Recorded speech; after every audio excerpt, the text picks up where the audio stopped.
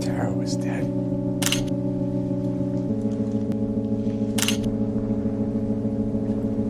She must have gotten in a brawl with Gemma.